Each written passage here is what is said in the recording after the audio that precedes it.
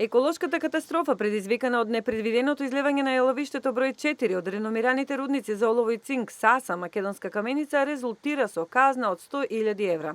Со цел да се обезбеди на тамошен одржлив развој на рудникот, се обезбедени на високите стандарди во реализација на сите овие мерки и активности. Од рудникот Саса изјавуваат за ЕМНЕТ дека понатаму интензивно ќе соработуваат со сите надлежни институции на локално и државно ниво. Казната навреме ќе биде платена, но она што ги загрижува собствениците на овој рудник е несеканиот епилог. Рудникот кој има чиста годишна заработувачка од 50 милиони евра од производство на 700.000 тони олово-цинкова руда е единствен извор за живот на 8.000 жители. Локалната самоуправа на Македонска каменица секоја календарска година во локалната каса кешира 1,5 милион евра на име концесија.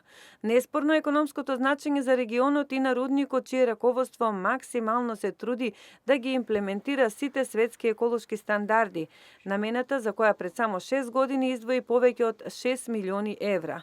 Вината за излевањето на јаловиштето е комплексна и не може да се бара во структурите на рудникот, кој не бил штедлив додека имплементирал еколошки стандарди.